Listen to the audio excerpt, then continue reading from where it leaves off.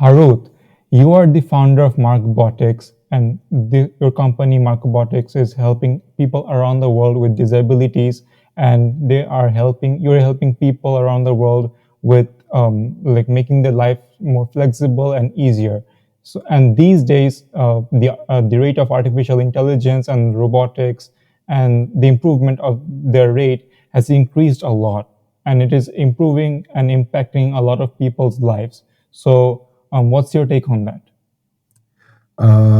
So I mean, you're right in terms of how robotics is addressing the needs of people in general is has accelerated over the past, over the recent years, and I think there's a lot of benefits to incorporating robots into our lives.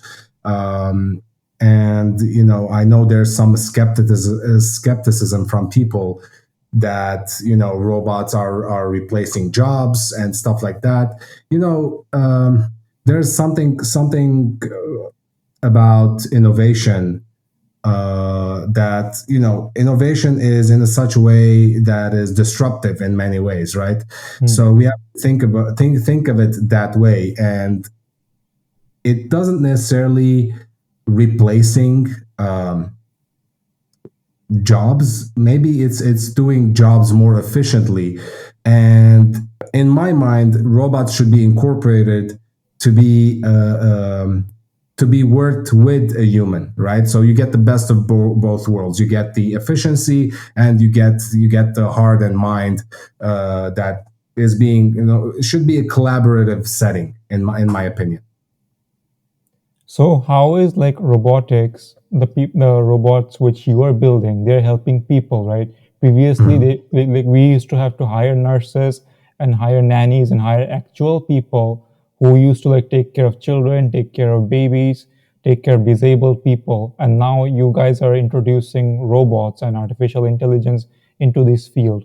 So, how is this experiment going on, and what's your like observation about that?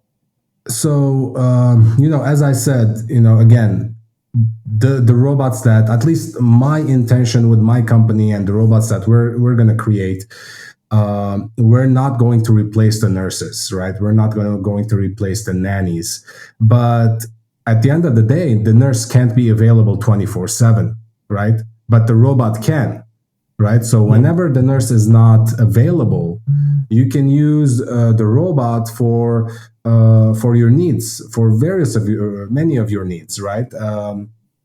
And yeah, our target is not to replace nurses. Our target is to have the robot help both the individual and the nurse at the same time, because here in the United States, at least, nurses are overloaded. They're overloaded with work.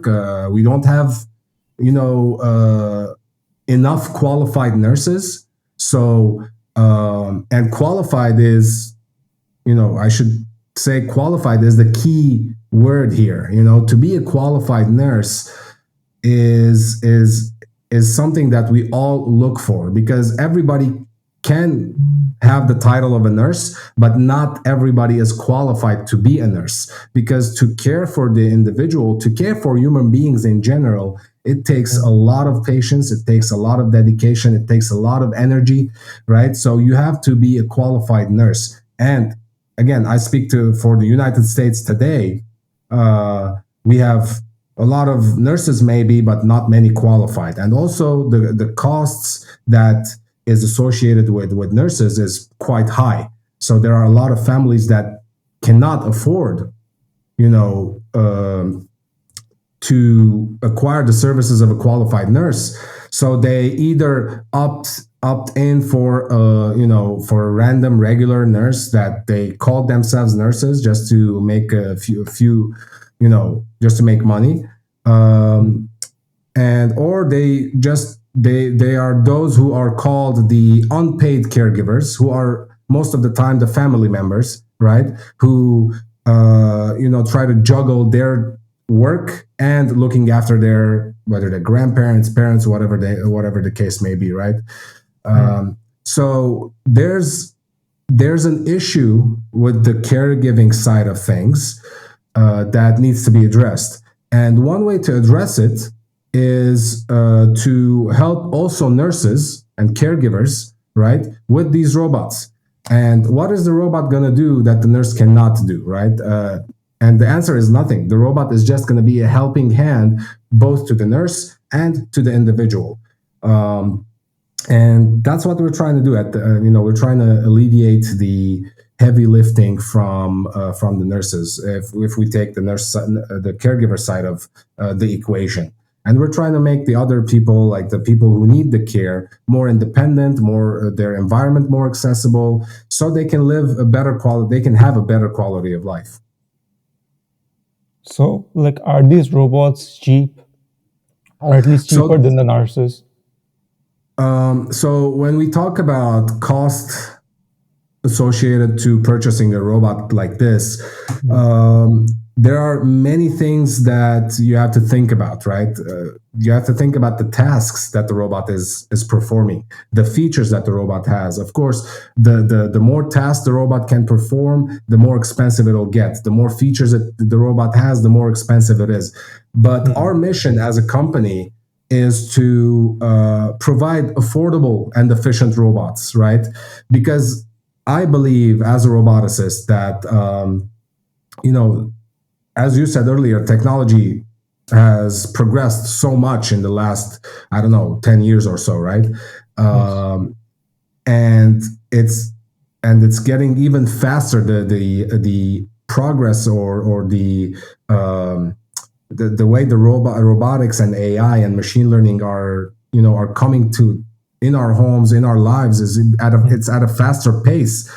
So in my mind, we can do simple things that doesn't necessarily cost as much, that will have an immediate impact on people's lives, right? So most people, because most people I talk to, at least, they are not in a position where they can spend 15, 20, $30,000 to purchase a robot, right? Mm. So that was part of the consideration when we started this company.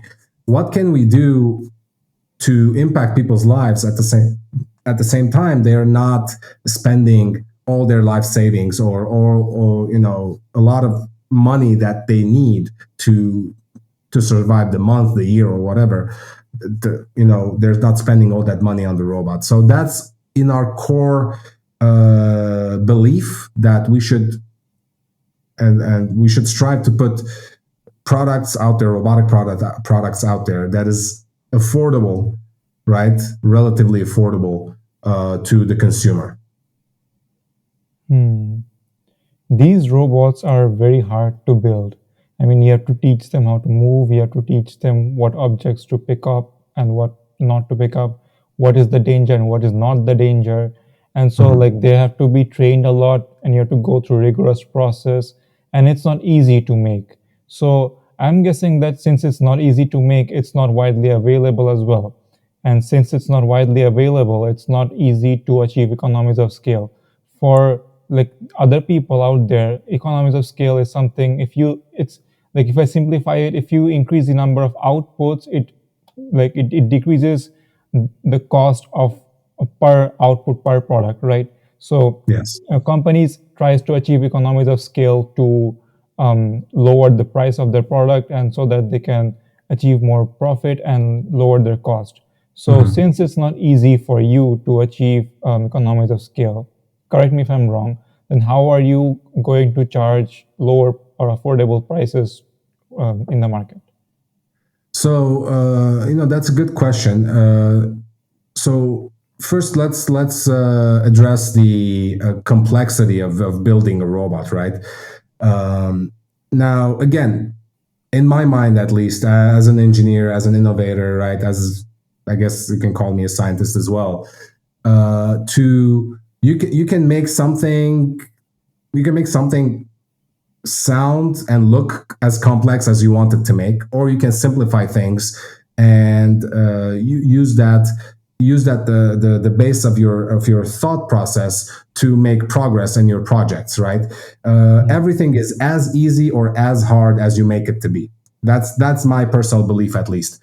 Now, when it comes to building these robots, I should say that we have come to design by partnering with our target clients, right? So who are we trying to serve?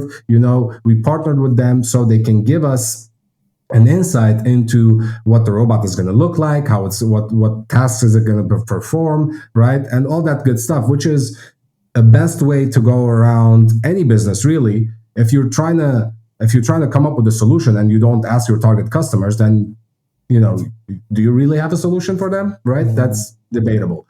But when it comes to building the robot, I mean, I've built robots throughout my life, and it's not as hard as it sounds.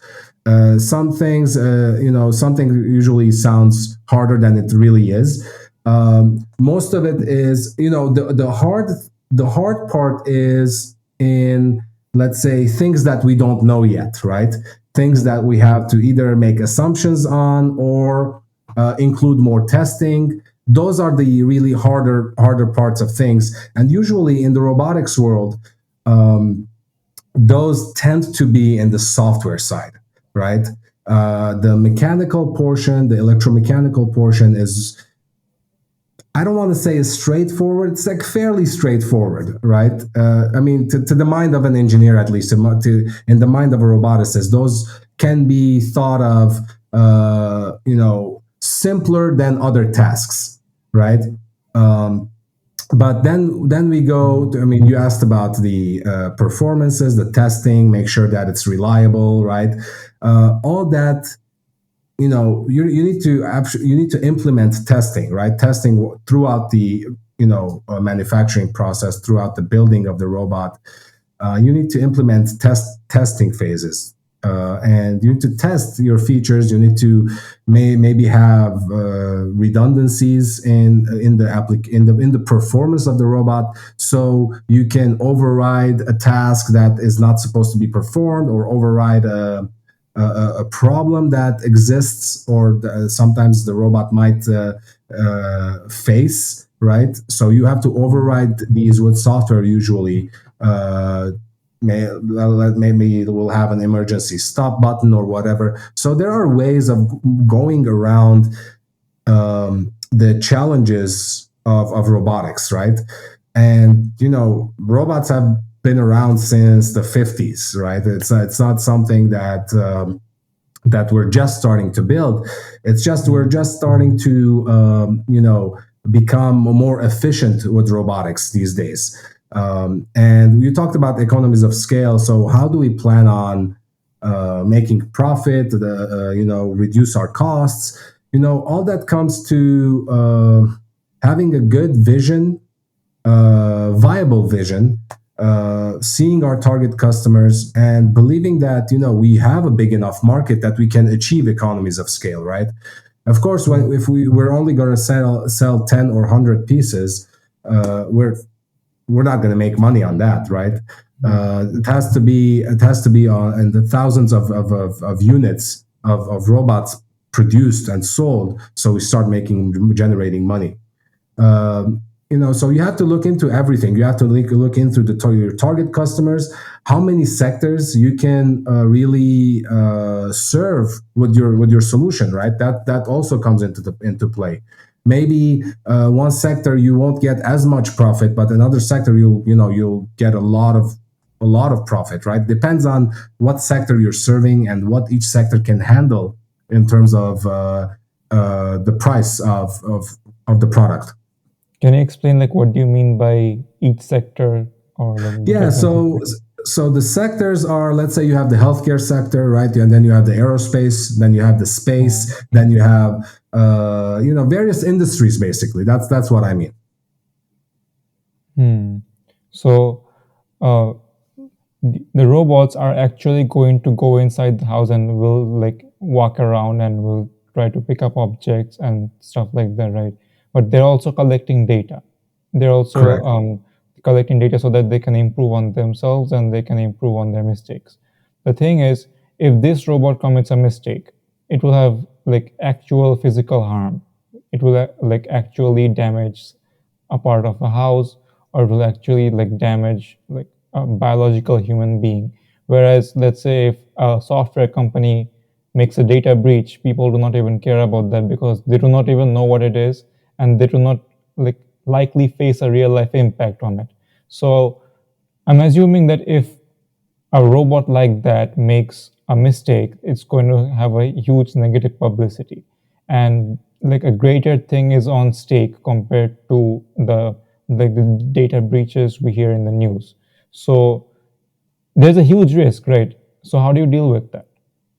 Well, I mean, there's risk in everything, right? Well, first of all, I would argue that data breaches are far more detrimental to a human's life than just a ding on your door on your wall, right?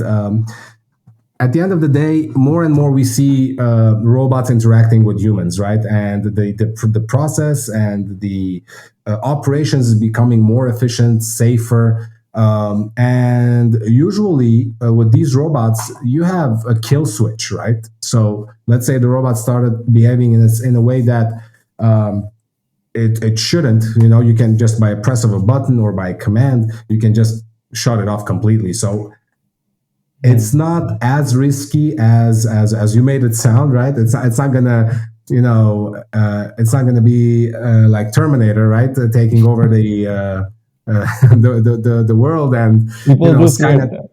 that. People do fear Yeah. that. Yeah, but you bring up a good point, though. You bring up a good point, and it's a concern that us as as innovators in the robotics space should think about, right? And of course, and again, to your point, we're putting these robots in people's homes, and we have to make sure that these robots are safe to be put in people's homes, right? So we have to do the necessary testing and to the necessary testing to showcase that the robots are safe to be implemented in people's homes. Do you have to go through any like legal tests and regulations and laws to prove to the government that these robots are actually safe? So before you put them into people's homes.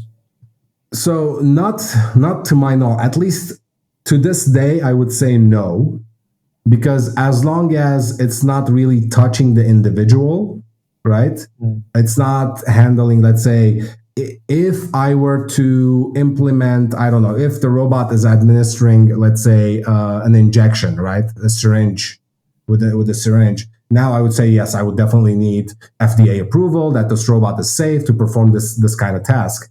But because we're not really touching the individual at this point, I would Mm. say no. I don't know of any rules that will or laws that will allow me not to put put this robot in people's homes. Hmm. So let's say there's this there's this old couple or there's this old person, and you are trying to convince them to use their robot for their helping hand, and instead of a real human. Mhm. How would you convince them? Because their brain is not ready for this technology, they're not used to this. Probably they would want a more human connection because uh, robots right now are not that advanced yet, that in a way that they will be able to replicate human connection, like real core human values like love, trust, Yeah. and relationship. So how would you like convince an old person to get this robot into their homes? So we have, unfortunately, I'm not going to be able to talk a lot about that because we have a patent pending on that still. We don't have the patent, but we've thought about various ways of, incorporating robots with the elderly population, like you mentioned, Mm. that are not necessarily as, uh, you know, how should I say it? They're not necessarily as likely to implement newer technology, right? Mm. But what I think, I mean, if they have caregivers, right? If they have caregivers, or at least if they don't have, qualified caregivers, at least their family members who are their caregivers Mm. will, will benefit from having the robot in their in the house. I know from many people, friends and acquaintances that took took care of their elderly father or grandparents, and me as a full-time, I have a full-time job, right? I have to attend to my job. I can't be available for my father every time. When I'm going to work, I can't be there. But when I have the robot there, it's a peace of mind that at least I have some way of you know of either getting in touch with him, or him, through the robot, be able to do certain tasks, without him having the risk of falling or tripping on something, right? So have the robot do it, right? So it's just like any innovation, it takes people getting used to, right? And then it just a ripple effect after that, right? It just adapting innovation, adapting new technologies sometimes is a challenge, but it's I don't see that big of a challenge to convince the elderly population to adopt this new technology. And I hear what you're saying about the human interaction. Of course, nothing can change that human interaction, right? I for one, I'm who's developing these robots, would be against telling to people that, hey, this robot is going to replace your need for human interaction. No, I'm totally against that. I think human interaction is the best, right? And I would not do anything that would take away that human interaction from another person. We all need that. I think that's something that very divine, right? In my opinion, at least. But the robot can help in ways that in mundane tasks that you wouldn't need a human to do all the time, right? The robot can do that more efficiently. And once you see the efficiency, once you see the how it can impact your daily life, now you're more inclined of adopting that technology and embracing it. Hmm. Humans have been trying to emulate and understand our human brain and to get a grasp of concepts like what is consciousness, what is love, and what is trust, and what not. They have been trying to create a copy of our brain and the digital copy of our brain and try to really understand um, like what goes on, what makes us the person which we are right now, what makes us think, and what makes us develop the philosophy of our lives. And we have been trying to and like they say that if you want to understand or like how something works, try to build something like that, because if you do that, then it will help you to like understand like the nitty gritty details of it. So we have been trying to make up something like that, and these days we are trying to do that through machine learning algorithms, like like putting in a lot of data and about human behaviors, about human culture, about our history, about what we think. We are constantly feeding data to these algorithms, and these data are, like people are using this data to train new kinds of digital brains. So do you think that with this development in the software side and the development in the hardware side, which is about the robotics, do you think that robots in the near future, with all this data and this digital brain, can actually at least even go um, like near to having feelings or having a more genuine and human connection? Man, that's a deep question. You know, I don't know how close we are to mimicking an actual brain. But I mean, at the end, okay, I should say this. So there's a difference between the mind and the brain, right? The brain is an organ. So we can get any and all data we want from the organ, right? Mm. But the mind is something completely different. The mind is where you have your conscious and your subconscious, right? So for me, if I were to say it in a very concise way, I would say we can probably mimic everything but belief, right? Mm. We can have robots do, you know, feel. I mean, yeah, of course, we can make them feel, right? Because we have like sensors today that are far more advanced than what we had 10 years ago, right? That, you know, if there's a touch they could feel, if there's a, you know, extra pressure they could feel, they could hear us, they could see us, right? All this stuff is very possible, yes. In terms of feelings on an emotional level, I would say that will be all fake, you know, and maybe fake is not the right word. Um, the other word that I can think of right now is, you know, what is digital feeling, right? Today we feel as human beings because, you know, we have we have a soul. Like, I'm talking about not the touch feeling, right? I'm talking about emotional type of things, and Mm. that's what your question was, correct? Yes. Yeah. So I think all that would be fake, again, based on data, right? Mm. And everything that is based on data, it depends on the quality of the data, right? Yes. So if you, and you have to have a lot of data to be able to, um, you know, to be able to, you know, train a certain algorithm to respond in a certain way, right? Mm. And this is, I mean, this is a very deep conversation. I mean, for me, that is just, those are just fake feelings based on inputs and outputs, based on trained data. For But us for as how humans, long do you think it will be fake before it becomes real? Or whether it will well, what do you even mean by become real? real? That's what I want to know. that's Like that, that's real, what I real want. is like, you know, what is real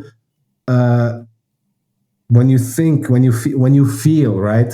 Maybe your feelings are wrong today, right? A lot of times I Mm. get a feeling, you know, that disappears after an hour or two.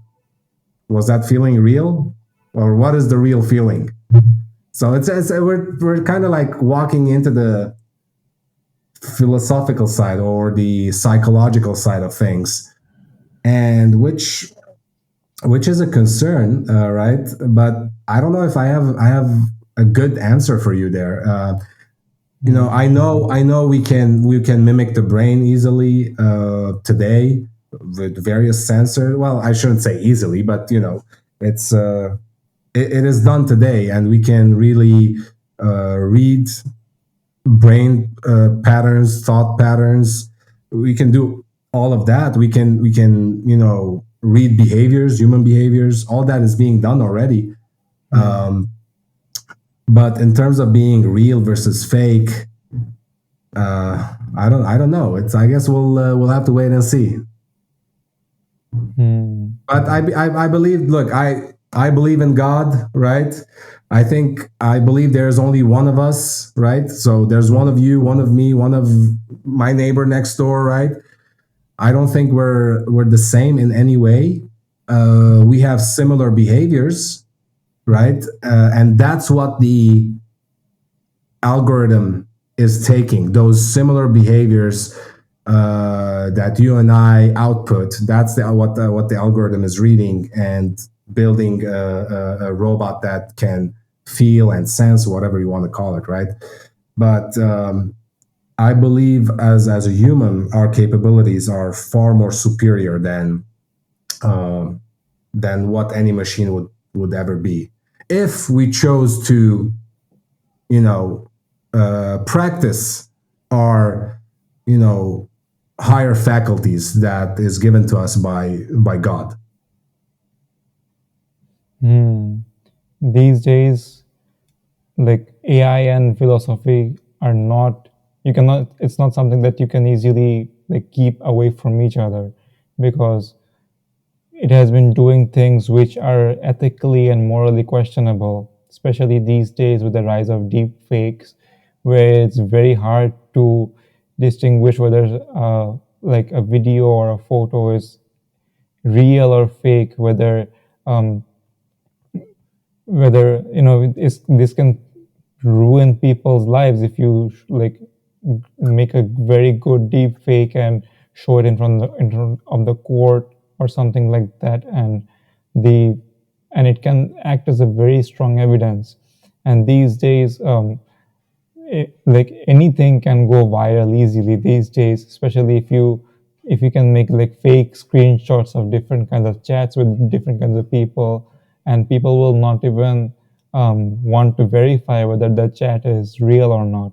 And Yeah, these days, even the photo editing apps, even the ones which you can even like edit with in the phone, you do not even need a very highly advanced laptop or a software these days to make a like fake photo like seem absolutely. very real. So like since the neurological part of, I don't know whether it's the neurological part or not, but the developmental part where we are trying to make the machine as much independent as possible. Since we are trying to do that, it's becoming like it is coinciding more with the philosophical and ethical side of existence, which we humans have not figured out clearly yet, properly yet. So it's something which we need to see where we like what will happen in the future.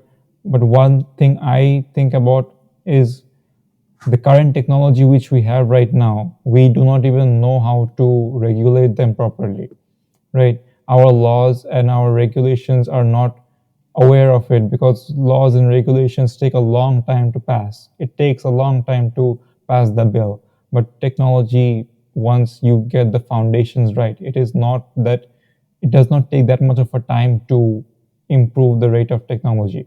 So our regulations and our laws, according to my understanding, are lagging a lot behind compared to the advancement of technology. But if on top of that, if you include like such complex topics about combining AI, robotics, and ethics, ethics is something, consciousness is something which we humans have not figured out yet, then it becomes, I feel like the matter which is out of our control becomes a lot more than what is actually within our control. Yeah, that's very correct. Well, let me say this first. I feel like today we are 90% of our lives are fake, right? And based on what you said earlier, that you can easily, and especially in businesses as well, right? Most of it are, you used the buzzword earlier. I'm going to use it as well. Most of it is like buzz, right? It's I don't know. Maybe on social media I appear to have this wonderful company that is making wonderful products, but if you come look underneath the table, it's like all smokes and mirrors, right? So I would argue that 90% of our lives today is fake and 10% is the real. So where are you choosing to live? Right? Are you choosing to live in the 90% side or the 10% where you can really have a meaningful conversation with another human being, talk about the various aspects of our lives that include philosophy, include ethics, include psychology, include AI, includes machine learning, right? And for me, the best way, and you're right, laws and regulations are so far behind, mostly because we are not equipped as a system uh, in regulating different things, especially when it comes to innovation. We are not there to regulate things as innovation happens, because innovation happens a lot faster than how our regulatory systems are work, right? So I think the best thing to do Mm. today in the current circumstances for me, I'm going to talk about myself, right? For as a startup company, as a startup robotics company that is heavily involved in the technology side, that includes machines and humans at the same time, right? Mm. I can't be an engineer by myself sitting behind a computer uh, developing things, because that's not going to be good in that's maybe it'll be good in a small in a small section, but it's not going to serve the way it's supposed to if you don't include your customers, if you don't include the ethics person, if you don't include the psychology person, the psychologist, the philosopher, right? If you don't Mm. include all of this, and you can have a serious problem in your hands. And as you said, we are already behind in terms of regulating these industries, right? Mm. So what's the best thing to do right now? It's up to each and every company, each and every innovator to make sure that they're partnering with the right individuals to ensure the proper output of a technology. That's what I would do. But these companies are private limited companies. They are not like governed by the government. They are governed by individuals and shareholders and investors. And what investors will care about is making more money. They will hardly care about what is the actual impact going on, as long as they're making a good amount of profit and the company is like floating well in the market. They will not Yeah, care about, like, unless the investor is very much ethical. And to be honest, it's not always possible to care about everyone as well. But the thing is, if absolutely, you 100%. if you are like leaving out, let's say you are dealing with billions and billions of people, even if you leave out a small portion of those billions of people, the number is still huge. And it's easy to say that, but if you fall under that small portion of billion category, then you will have to face the consequence. You will have to face, um, nobody would like to be in that small percentage of that category, right? So I feel like we have, somehow the power has transferred, a lot of power has been transferred through technology to a very small group of people, and they're not like fully capable and fully efficient of handling this much of power. Yeah, I mean, look, you're absolutely right. How much they can handle the power that they have in their hands today with how technology is going? That's a good question to ask. And yeah, they are not capable of handling all that power. And if there are companies that are handling that power in an efficient way, more power to them. But I don't know of any. Uh, but the fact of the matter is that it is difficult. It is difficult for investors first to believe in a company with high ethics, right? Usually because the way it's perceived, high ethics, maybe lower profits, right? So like there's some Hmm. correlation to your principles and your purpose But in the higher company. ethics can lead to longer, like higher long-term profits, right? Absolutely, but in the short term, maybe not so much, right? Hmm. So, and I would argue that we are as investors, and I'm not an investor, right? I'm not in their shoes, so I don't know what they're thinking. But I would say if I were to be an investor, I would put money in companies that are positively impacting people, as many people as the company can. And you're right, we can't serve everyone, right? Hmm. So someone is always going to be angry at us, or someone is always going to be displeased. But if I were to be an investor, I would make sure that over a long period of time, and when I say long, I'm talking about 10 years, 15, 20 years. I don't know if an investor would stay that long, first of all, then most will not, right? Um, but it's important to have that longer vision, like you said, right? Hmm. Higher ethics, your sustainability run rate over the years is longer, right? Because people are gonna once people are with you, once people are supporting you, and they have their trust, then you have your longevity is extended now, right? Hmm. But if people don't see that you're someone with ethics and and morals and principles, I don't know how much that particular company can survive. Because at the Hmm. end of the day, your company is dependent on customers, right? And customers have to see the value that you're adding to their lives every day. These days, companies are not just companies. They are the kind of companies that can even manipulate the brains of the customers to buy their own products. So that's I believe that's a kind of power which companies never had in the past. I mean, sure, they can like try on different things. They can try on different marketing campaigns. They can try on different strategies to see what works the best for them in terms of like increasing the growth and sales and profit. So, Yeah. but these days, the tech companies have actual like nitty gritty details about the customer's life. If you just sign up for the email, you're giving tons of information away which people do not even realize. If you're accepting the cookie, they can like literally see where you're going, what you're eating, what's your browser history, and with collecting all that data, they can create a user profile and they can serve exactly what you need, and you will not even realize that they're doing that to you, and you will Yeah. not even realize that how much influence they're gaining over you, right?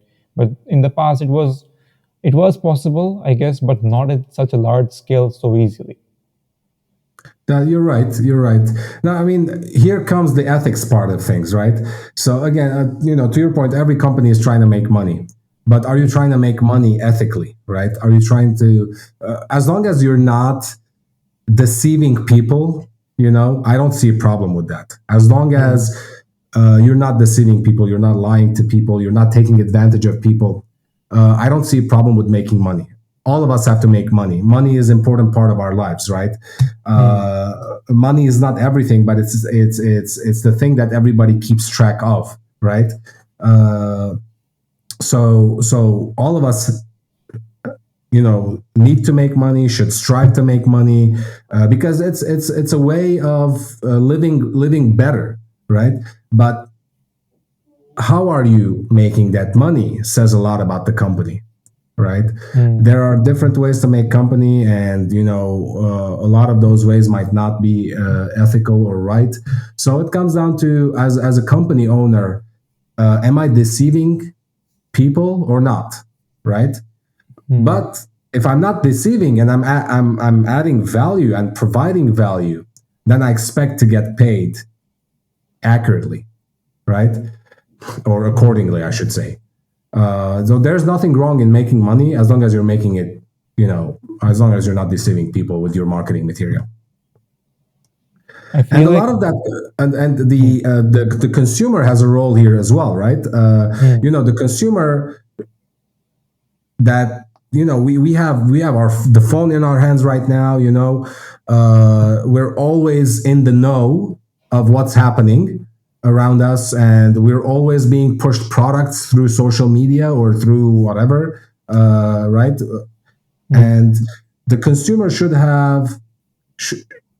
should have the power in himself, the will to critically think about what he's seeing, understand, educate themselves why he's seeing that, right?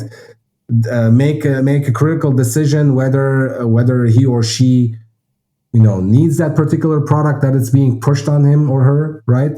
So the consumer Hmm. has a role to play here too. Hmm. Most people are not that conscious. Most people are not that alert, and they just go on with their day, and things just keep on happening. And And that's the sad part, actually. hmm, A lot of people are going through life, in a passive state of mind, and at that point, who is to blame, right? that is the success of these companies. And they say that there are literally like psychologists, neurologists, and people who know well about the brain and psychology. They're hiring top class people from those kind of fields, and how much can you compete against these people, because they know more about our brains more than we know about ourselves, right? Because they have this knowledge, plus plus they have this accurate data of ourselves. It's not like they're just vaguely applying the knowledge, right? previously I uh, agree. Previously the businessmen and customers, they used to gain some kind of knowledge about like seeing our behavioral patterns, but they did not know like at what time what we are buying, where we are going, with every details which these companies know. So combining the knowledge of our human brain plus our personalized data, it makes the product more like addictive, effective, and more impactful, I should say. Yes. So I agree with everything that you're saying. One thing that you're leaving out is the individual, right? Hmm. Me as an individual, basically, I'm the target of all these companies, right? All these marketing materials. Hmm. So how do I keep face with these materials? By educating myself, by knowing what I want, by knowing what my goals are, right? It's all comes down to the individual. And because if enough people are well educated, and by well educated, I don't just mean going to school, get a degree, right? The Hmm. education doesn't stop there. Hmm. uh, the education is, you know, reading books about topics that is not your expertise, right? So you can get educated in other topics outside of your field of expertise. Now you can Hmm. think about them in a more efficient way. You'll be aware of all the stuff that you're talking about in terms of how they're targeting us. Hmm. And that, for me, it comes down to that. Are you educating yourself outside of your area of expertise or not, right? And if you're not Hmm. doing the work, if you're not you know, progressing as times progress, then you have Hmm. only yourself to blame, right? I True. don't believe in playing the victim. I don't believe in pointing fingers at these companies that are, you know, studying the brain, that are pushing these marketing materials, that are right. Again, they should do it in an ethical way, Hmm. right? But whether But they we do don't it or have not, any control over that, right? yeah, So there we is don't no have any point. control over that, but we have control over what we do and how we educate ourselves and how we grow and how our knowledge base gets expanded, right? Who do Hmm. we surround ourselves with? All this stuff, you know, is work that you have to do on yourself to become a more efficient person and not fall prey in the hands of, you know, these marketeers. True. I feel like knowledge is power, and it's becoming more true and prominent these days. And deep inside of us, I feel like everyone has some kind of questions and deep sense of curiosity, like where do we come from, and why are some people getting more rich than the others? Why, Mhm. like, how does the world work? How is the society working, right? We have all of these like deeply ingrained questions, which I don't know where it comes from, but I feel like people like have that. Some people choose to live on with it, and they just like take it to their grave with it. But some people just try a little, but they feel when they like face an obstacle, they see that it's not even like necessary for leading their life. They can just go on with it. But I feel like these days you don't even need to go to a library to access a scholarly research. You Mhm. can just purchase it online, or Yeah. many like good research papers are free.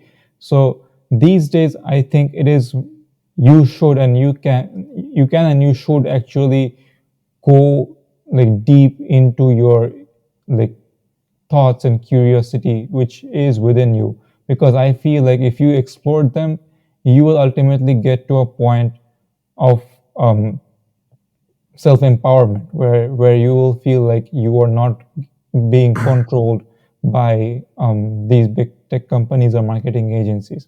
I mean, Yeah. if people, I, many people, I feel like they do not like explore these questions which are deep inside of them, because they fear things. that it is going to challenge their already existing beliefs, and that is a very hard thing to face. But yeah, I think people should do more research about what's intrinsically curious inside of them. Yes. So fear is the. So I'll say two things. First, we are creatures of habits, right? And so that's very deteriorating fact of our being, right? And fear, and number two, fear is the most paralyzing thing in a human's life, right? And but if you are with God, right, there's nothing to be afraid of, right? Each one of us, as I said earlier, is special. God created us. God created one of us, right? So we have to, all these questions that we have ourselves is like our purpose. Why am I here? What am I to do here, right? Why did God send me to this earth, right? All these are good questions to ask yourself, and you should try your entire life to figure out the answers to these questions. And I guarantee you, as you try to figure them out, you're already making a progress in your life, right? Maybe because that's how growth happens. As you try to figure out, as you try to move towards the things that you're willing to understand, willing to learn, and willing to achieve, as you get closer to that target, to the goal, you're growing, right? You're growing constantly. And that's what success is for me, at least, right? Success is the progressive realization of a worthy ideal. I think Napoleon Hill said that, which I think is the best thing anyone can do. You know, always grow, and that is success. But if you sit idle and be consumed by fear, then you're not going to do anything. You're not going to achieve anything, right? So for me, I'm not gonna say I'm not afraid of anything or I have no fears, but I always remind myself that God put me on this planet for a purpose, and no need to be afraid, and He will show me the way, and that's how I choose to live my life. Hmm. And it's easier said than done, but if you actually try to explore those questions and try to find out some kind of answer which satisfies you, then It's you're uncomfortable.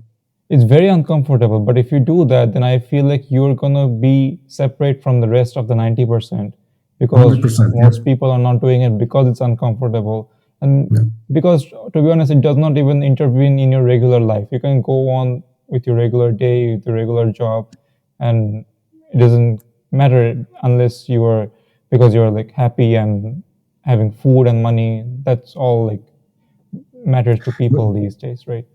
yeah, that's true. But I mean, even those with a lot of food and a lot of money, also have purpose.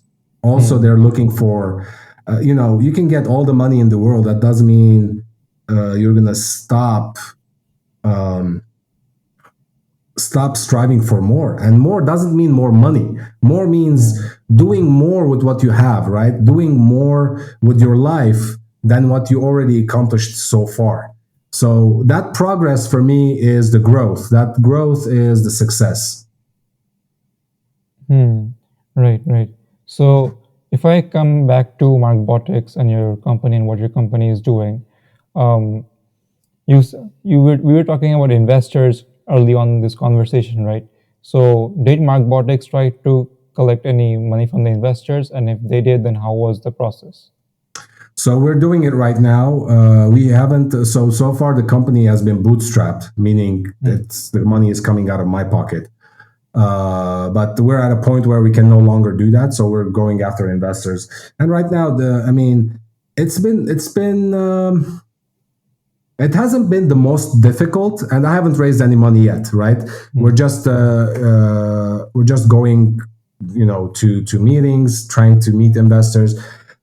What I would say to people who are trying to raise funds is to network as much as possible, right?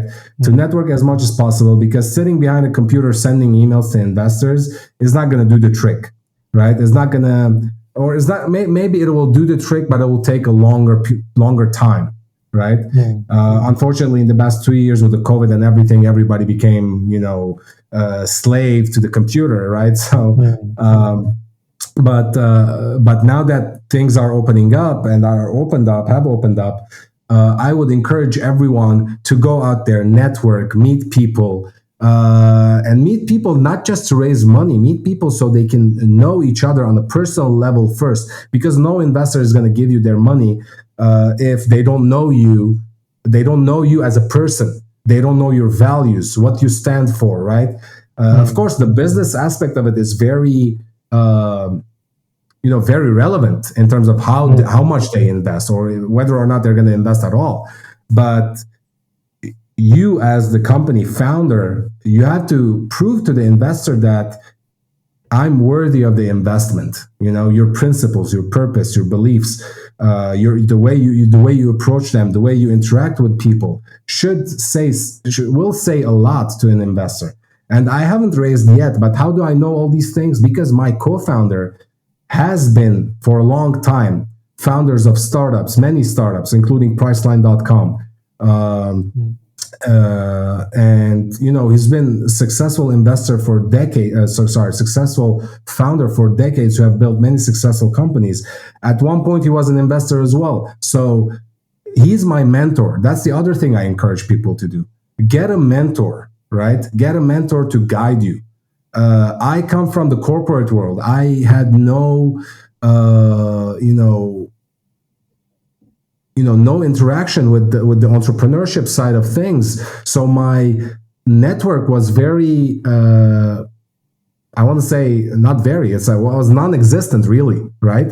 It's Mm. right now that I'm getting more and more interviews with investors because I'm going to events more, I'm networking more, right? So, but it wouldn't have happened had I not got my mentor. My mentor is actually mentoring me in things in ways that I haven't had an education on, right? So that's very important. Get a mentor. How do you get a mentor, especially How a do you good get a mentor? mentor? Yeah. By going to networking events. By by going to that's how I found him. So you go to networking events, whether they're online, right now the world is connected, right? So even if it's not in your country, um, you find a way to get a meeting or have someone introduce a mutual friend introduce you to the person that you want to talk to. In my case, I was at this networking event. My mentor was a keynote speaker. Didn't know him before, right? And when he was giving his speech from the stage, I figured out then that this is the guy that I want to talk to out of everybody who went on stage that day, Mm, because he was in my shoes, right? Previously, he's done the things that I want to do, and he was talking so eloquently that I wanted to at least meet with him, right? If nothing mm, else. So after the speech, I had the opportunity to make a contribution to a charity that he was sponsoring for, and that's how we got to meet, right? So I made a contribution to the charity, and I got to meet. I got to spend 3-4 hours with him over lunch, where we talked nothing but our personal lives. We got to know each other. We didn't talk business at all, right? mm.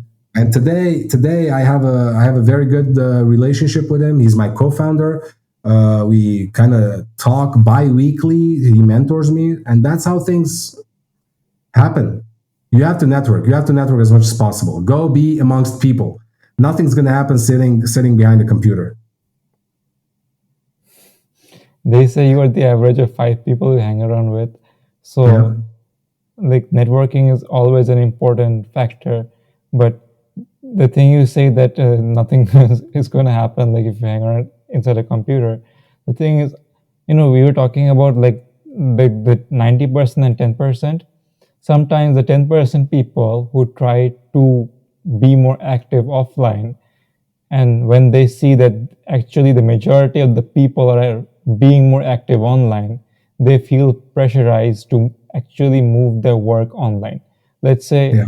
there's a business who markets themselves traditionally, they networks traditionally, they rarely have any kind of online interaction. But when they see that their competitor is like getting 10x more growth because of online, because of the online presence, be it on like on Google search, on Facebook Marketplace, or like the people making reviews of their product, even if they are like traditionally, they're a good company, they have good marketing strategies, but they're not just online, they're not into digital marketing and stuff like that. But when they see that even after being a good solid company, they're losing to a competitor who is not maybe that much of a solid company compared to them, they are ultimately pressurized to move their sales and their business operations online, right? So and it goes in individual level as well. People who are like deep thinkers, they who like find it hard to connect with people, they want to connect with people, but when they try to do that, they see that most of their aged people are talking about TikTok dances or the new trend that happened on Facebook or the new post that went viral on Facebook. So they find it very hard to connect with the current society, and that is, I think, the sad reality of one of the sad realities of our current society. Yeah, look, you have to balance. Now, when it comes to getting to know a person and getting a mentor, I Mm, believe that you need that personal interaction, right? Maybe mm, you meet them online, but at one point you gotta have a face to face with the man or the woman, whoever the mentor is, right? mm, But when you're conducting business, now you have to understand that the landscape changed, right? So more business is being conducted online today than anywhere else. You see stores, closing all the time, right? Because they're making more sales online than on their brick and mortar stores, right? mm, So you have to be able to understand your market, understand your competitors, understand what's the most efficient way for you to be in business, to reduce your cost, maximize your profits, and serve as many people as possible. So mm, I'm not saying abandon the online world completely, especially if you're mm, doing business. And I'm not saying that, but but you have to understand that if I mean your question was specifically about how do you get a mentor, right? mm, And and I said, for to that, I say, you get a mentor by networking, and networking happens in person, mm, right? Because as much as you and I are talking right now, you don't really know me, and I don't really know you, right? mm, We have to sit together, maybe have lunch together, have coffee together, talk about life in general, so we can get we really know each other, and then mm, we decide whether or not we're going to do business together, right? mm, So after that, yes, of course, go explore the online world in your business. If you don't, then you're not really, you're being left out. If you mm, know you're missing out on the huge potential of profits if you're not going online these days. But so you have to learn to understand when to go in person and when to be online, right? And it mm, all comes down to, so the more you interact with people, the more you sit with or through online meetings, you get to see what's working for you and what's not, right? mm, And I can't say that there's this one formula that you should apply that will lead you to a certain result. No, again, everybody's situation is different. Everybody's location is different. mm, There's cultural differences. There's all this different stuff that goes into consideration when deciding on any aspect of a thing. So you have to be flexible, adaptable. Just be the best you can be in front of people. Offer to help people, offer to add value to them. Don't just ask from them, right? All mm, this stuff is goes into building a nice relationship, a meaningful relationship. mm. True. I mean, when you're like in sitting in real life, you can get to feel the aura of the person, which you do not get to do that in video conferencing or online calls or through text messages. You do not get to make eye contact, or you do not get to feel that firm handshake which you make when you are Yeah. in real life. So yeah, it helps us to form deeper and longer connections. So even if people meet online and if they want to have a long-term relationship, they try to make it offline, even if they initially met online. So yeah, I think Absolutely. ultimately to build stronger and long-term relations, there is no replacement for like real life connections. Yeah. So Yeah. I have seen videos about your new robot called Grace. Can you please like talk about Grace and how, or what kind of features does it have, or what's its specialty? So again, I can't talk about all the features because some of it is still patent pending. So we're trying to protect ourselves as much as possible. Okay. But GRACE stands for Ground Robotic Assistant for Care Enablement, and what we're trying to do with it is to um, improve independent living and accessibility for everyone, right? Not only people with disabilities, but if you think about the increasing geriatric population today, that's a whole nother market, right? There are Mm. a lot of people. I don't know. The other day, I read a statistics about number of people turning 65 per day, and it was a huge number. I forgot the number right now. Mm. Um, but if you think about mothers with babies, right? If you think about the elderly, if you think about people with disabilities, if you think about, athletes who get injured, right? Mm. And they have to use crutches or wheelchairs for a specific period of time. All these people can benefit from Grace. And what Grace does, Grace will have three screens, three cameras, I shouldn't say three screens, three cameras that will interact with its environment, right? It will have, a joystick to operate it. It can do simple tasks for you, right? Like whether it's bringing something, bringing your pills to you, sense emergencies, alert the proper individuals when there's an emergency, open a door, close a door, Mm. bring you napkins, like simple things, right?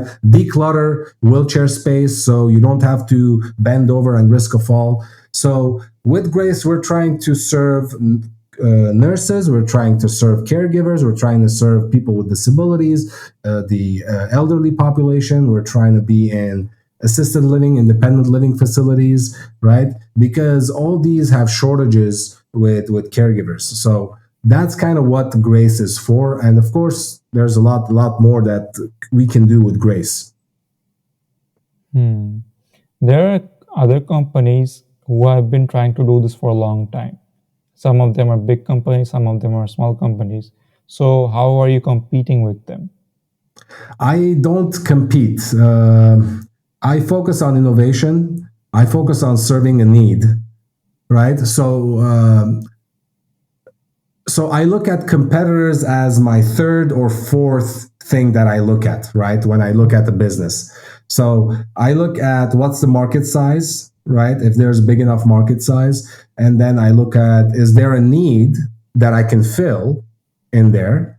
Hmm. So we found that. And then I look at how can we fill that need? And then I look at what the competitors. So it's like the fourth thing down the list that I look at. So it's not the main thing. Usually, what I've heard from my target customers, they're dissatisfied with the current solutions, right? Hmm. And when you hear that, it's always music to your ears as a new business, right? You want to Yes. hear that all the time. So, and then you make them part of the solution. So you develop the thing that they need, right? So once you do that, everything comes fairly simpler, easier, right? Hmm. And for example, I can't compete with the Johnson and Johnsons of the world. I can't compete with Google. I can't compete with Hmm. Amazon, right? But I can do small things that will impact people's lives. And then when these companies see what I'm doing, they can either acquire me or I can acquire some portion of other business, right? So it's just Hmm. about adding value to people's lives. And that's what I think. That's what businesses should focus on. And Hmm. of course, you need to have big enough market, right, to Hmm. to to make sense. But still, like if you do not differentiate your product from like other well-known products in the market, then people will Absolutely. not That's why I trust said you. for the fourth category, or the fourth thing I look at down the list is competitors. Like, what are Hmm. competitors doing? Of course, I'm not totally oblivious about kind of competitors, and I'm not saying don't look at them, because you don't want to go and create the same thing that is already existing since 2000s, for example, right? Hmm. So you have to take into consideration as the competitor. But what I said is, it's not the main thing I look at. Hmm. I understood. So, like, how does your robots or like Grace, like differentiate themselves what's from what's already in the market? So right now in the market, you don't see robots that are in people's homes, other than the Roomba, which is the cleaning robot, which is a dumb thing in my opinion, Yes. right? Um, my goal and my vision is to put grace in people's homes, and in order to do that, you need to design things that are universally designed, right? Most people don't know what universal design entails. So that's I think that's what we're doing good. And then once you Can and you explain that's a why little I bit say I'm more not. on what is like universally designed? What do you mean by So universal? universal design is, for the lack of there are 7 principles in the universal design, and all of them speak to a product or a service that can easily be operated by anybody with any type of ability or disability, right? Hmm.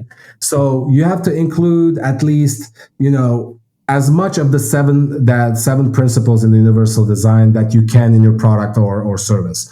And that's what Hmm. universal design is basically, making it easier on people with different abilities to be able to use the product, right? Hmm. And it was developed by Ronald Mace. He was, I think, in the 50s or 60s, I forgot.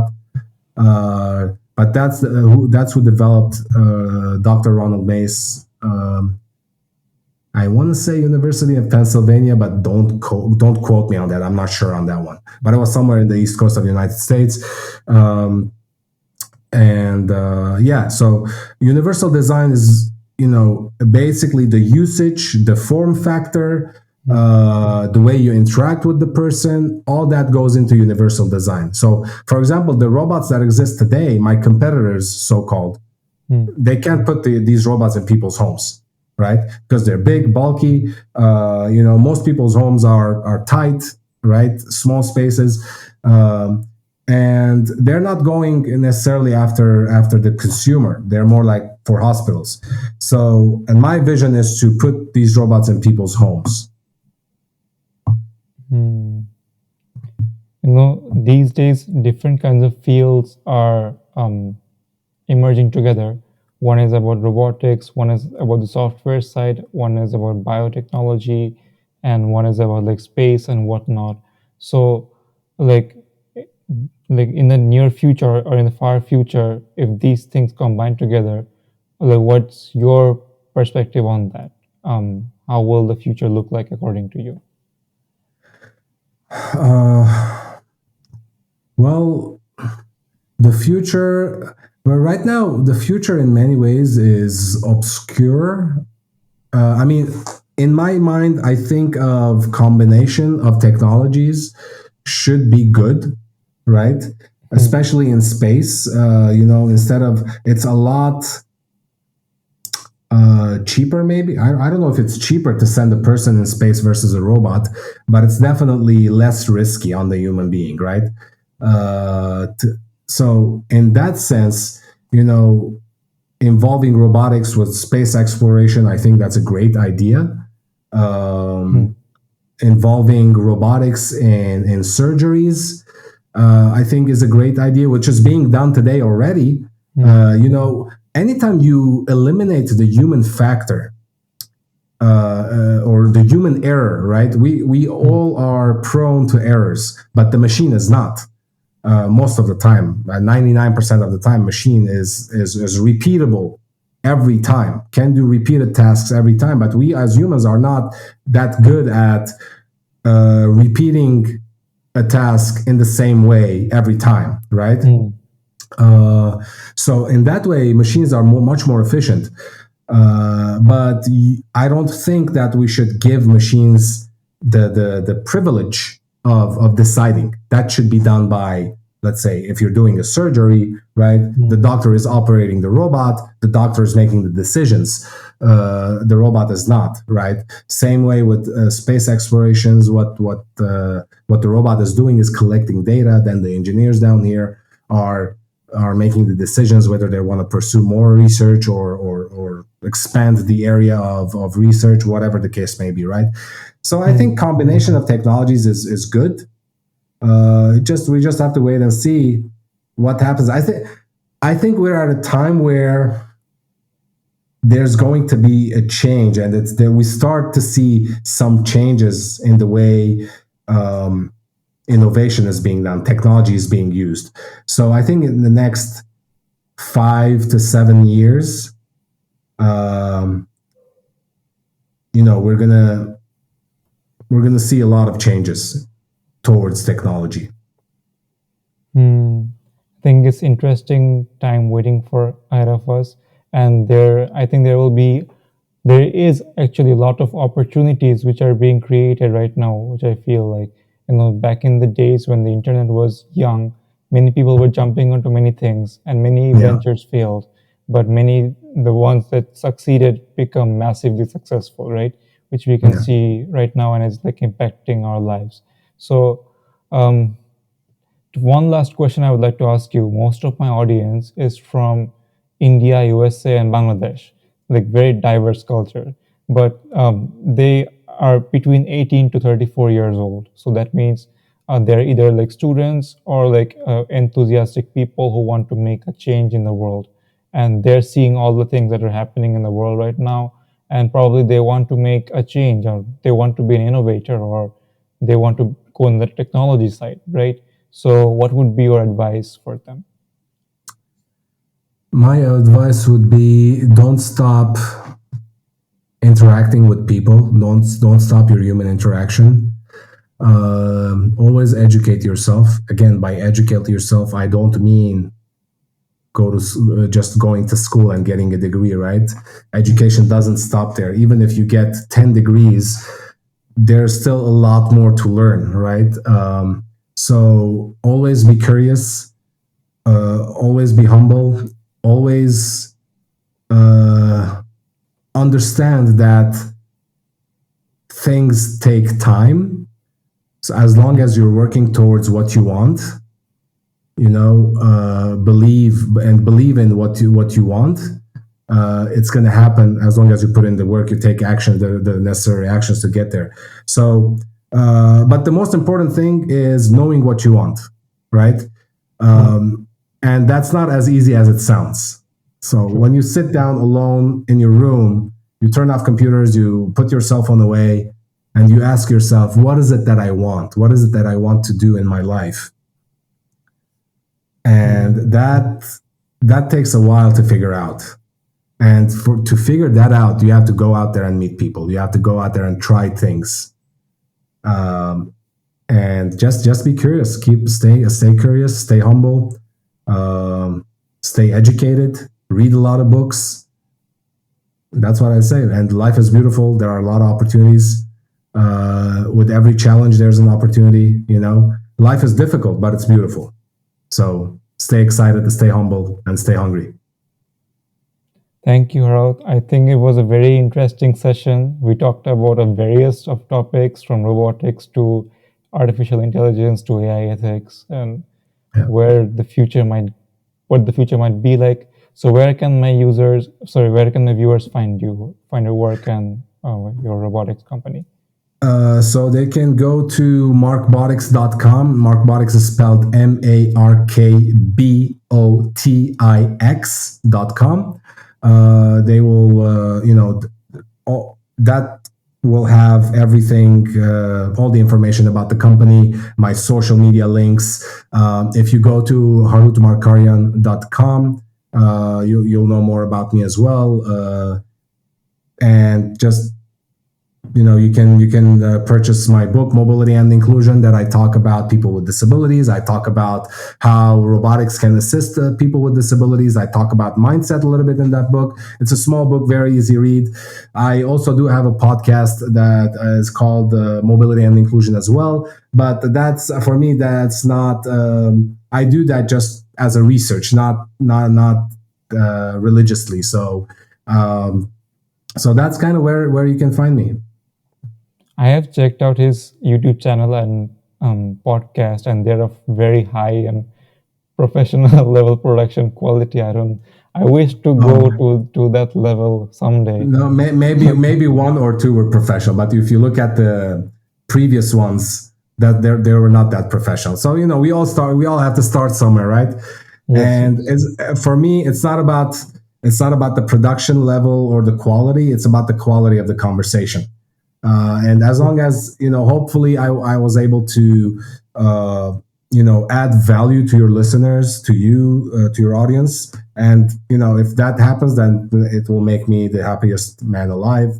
And that's what people should go after, really, the content, the meat of the content, not how it looks.